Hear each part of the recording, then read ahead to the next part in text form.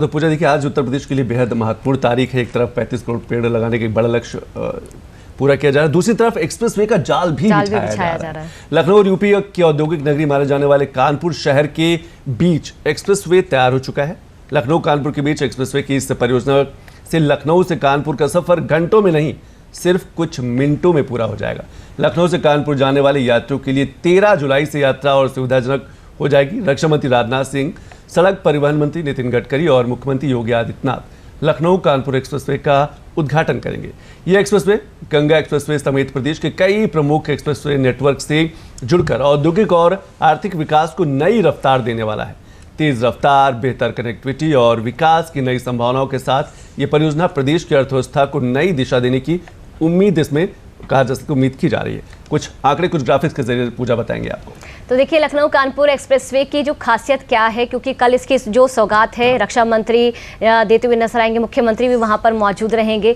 जानकारी आपको दे रहे हैं, लखनऊ कानपुर एक्सप्रेसवे 63 किलोमीटर लंबा है और इसके अलावा फ्लाईओवर के निर्माण से सरोजनी नगर सहित कई जाम प्रभावित इलाकों में ट्रैफिक जाम की समस्या से राहत मिलेगी। फ्लाईओवर का निर्माण 2 भागों में हुआ है। पहले भाग में स्कूटर इंडिया से बनी और दूसरे भाग में बनी से शुक्लागंज तक एक्सप्रेसवे का निर्माण कराया गया है। जानकारी दे दें कि सरोजनी नगर से बनी तक 9.8 किलोमीटर लंबी एलिवेटेड रोड का निर्माण किया गया है। इसके साथ ही ये भी आपको जानकारी दे दें कि एक्सप्रेसवे के जरिए कानपुर से लखनऊ की यात्रा 35 से 40 मिनट में पूरी की जा सकेगी, यानी कि समय यहां पर कम हो रहा है और इसीलिए इसकी खासियत मानी जा रही है। एक्सप्रेसवे पर 6 लेन की सड़क, अधिकतम गति सीमा 120 किलोमीटर घंटा है। इसके अलावा 3 बड़े पुल, 28 छोटे पुल, 38 अंडरपास और 6 फ्लाईओवर एक्सप्रेस पर बने हुए हैं। लखनऊ कानपुर एक्सप्रेसवे पर 4 इंटरचेंज और 3 टोल प्लाजा भी बनाए गए हैं। इसके अलावा ये भी आपको जानकारी दे दें कि पूरे एक्सप्रेसवे पर 63 लॉन्ग रेंज सीसीटीवी कैमरे लगाए गए हैं, जो 500 मीटर तक वाहनों की पहचान कर सकते हैं। इसके अलावा 16 वीडियो कैमरे लगे हैं, जो दुर्घटना, आग या अचानक ब्रेक लगने पर तुरंत AI आधारित अलर्ट जारी करेंगे। इसके अलावा ये भी जानकारी दे दें कि एक्सप्रेसवे पर हर 2 किलोमीटर के अंतराल पर आपातकालीन कॉल बॉक्स भी लगाए गए हैं। एक्सप्रेसवे पर कोई हादसा होने पर अधिकतम 15 मिनट में टीमें बनने के लिए पहुंच जाएंगी और 120 किलोमीटर से ज्यादा की रफ्तार से वाहन चलाने वालों के चालान के लिए ATMS लगाए गए हैं।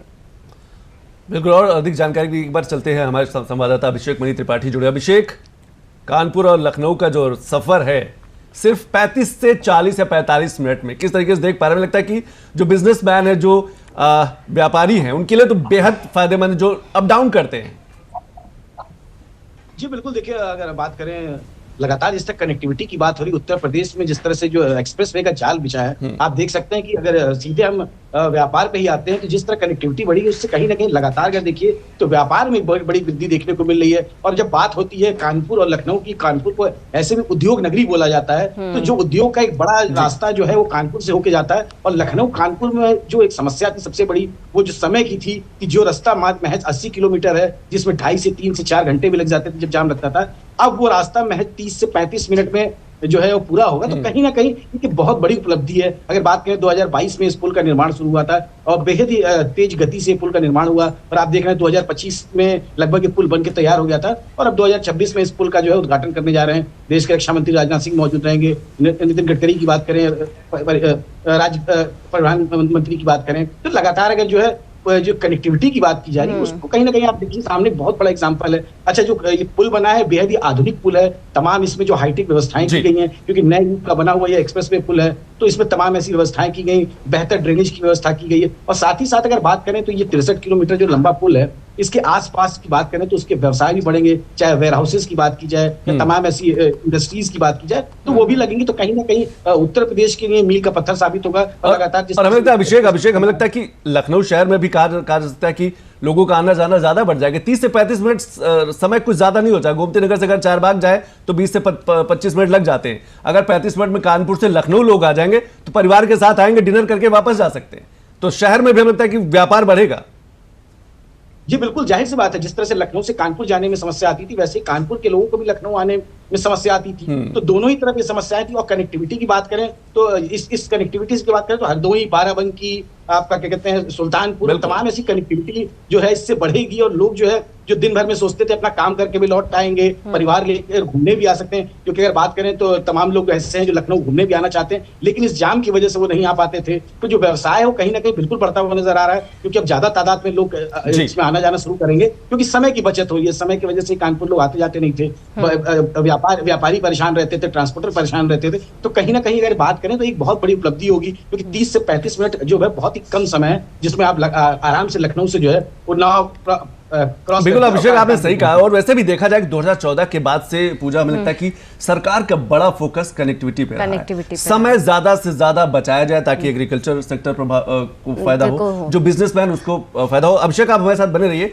कुछ और ग्राफिक्स के जरिए आंकड़ों को देख लेते हैं। कितने जिलों को ये एक्सप्रेस वे जोड़ेगा? सिर्फ कानपुर के लोगों को फायदा नहीं होगा, आसपास के जो जिले हैं उनको भी फायदा होने वाला है। तो कितने जिलों को जोड़ेगा वो देखते हैं। लखनऊ के अलावा सीतापुर है, हरदोई है, अयोध्या है, सुल्तानपुर के लोगों को भी कानपुर पहुंचना आसान होगा। देखिए, अब कानपुर से अयोध्या पहुंचना कितना आसान हो जाएगा। अगर 30 से 35 मिनट में आदमी लखनऊ पहुंच रहा है परिवार के साथ या दर्शनार्थी जो है, तो सीधे आगे अयोध्या कितना आसान हो जाएगा। इन जिलों से लखनऊ आने पर लोग आउटर रिंग रोड के जरिए बनी पहुंचेंगे और आउटर रिंग रोड से उतरते ही सीधे एक्सप्रेस वे पर चढ़ जाएंगे, जिससे जाम से भी उन्हें नहीं जूझना पड़ेगा। तो जाम की जो दिक्कत होती थी उससे लोगों को छुटकारा होगा। लखनऊ के लोग शहीद पथ से कानपुर रोड आने वाली एलिवेटेड रोड से सीधे एक्सप्रेस वे पर चढ़ जाएंगे और सीधे वो अपने कार जा सकते हैं, गंतव्य तक जा सकते हैं। Lucknow Kanpur express way Lucknow ring road, Kanpur ring road, Ganga express way और पूर्वांचल एक्सप्रेस वे से जोड़ेगा।